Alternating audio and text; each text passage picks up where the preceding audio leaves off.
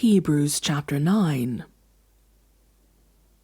Now the first covenant had regulations for worship and also an earthly sanctuary.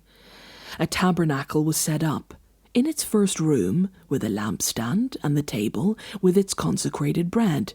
This was called the holy place. Beyond the second curtain was a room called the most holy place, which had the golden altar of incense and the gold-covered ark of the covenant. This ark contained the gold jar of manna, Aaron's staff that had budded, and the stone tablets of the covenant. Above the ark were the cherubim of the glory, overshadowing the atonement cover, but we cannot discuss these things in detail now.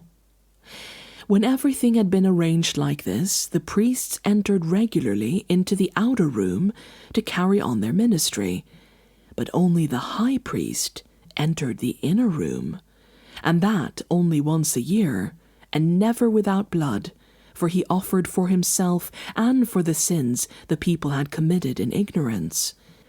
The Holy Spirit was showing by this that the way into the most holy place had not yet been disclosed, as long as the first tabernacle was still functioning.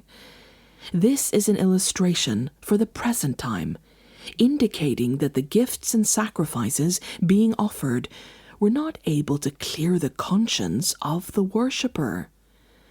They are only a matter of food and drink and various ceremonial washings, external regulations applying until the time of the new order.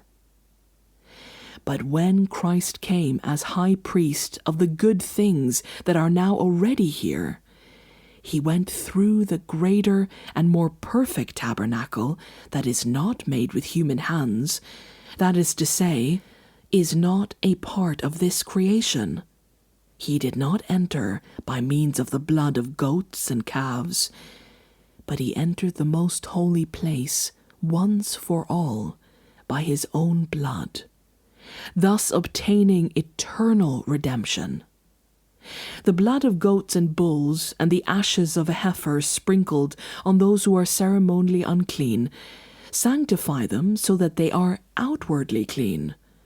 How much more, then, will the blood of Christ, who through the eternal Spirit offered himself unblemished to God, cleanse our consciences from acts that lead to death, so that we may serve the living God?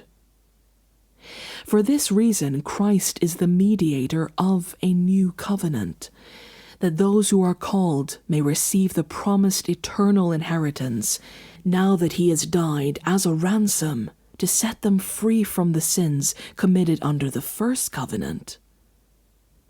In the case of a will, it is necessary to prove the death of the one who made it, because a will is in force only when somebody has died.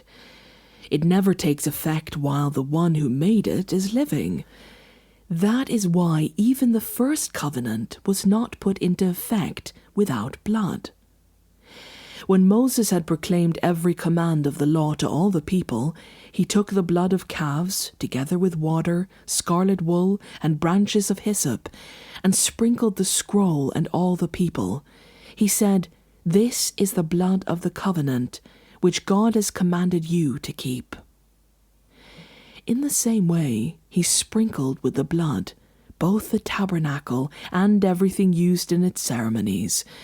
In fact, the law requires that nearly everything be cleansed with blood, and without the shedding of blood, there is no forgiveness. It was necessary, then, for the copies of the heavenly things to be purified with these sacrifices, but the heavenly things themselves with better sacrifices than these. For Christ did not enter a sanctuary made with human hands that was only a copy of the true one.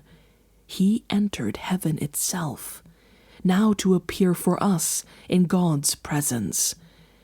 Nor did he enter heaven to offer himself again and again, the way the high priest enters the most holy place every year with blood that is not his own.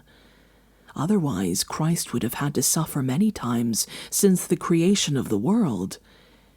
But he has appeared once for all at the culmination of the ages to do away with sin by the sacrifice of himself. Just as people are destined to die once, and after that to face judgment, so Christ was sacrificed once to take away the sins of many. And he will appear a second time, not to bear sin, but to bring salvation to those who are waiting for him.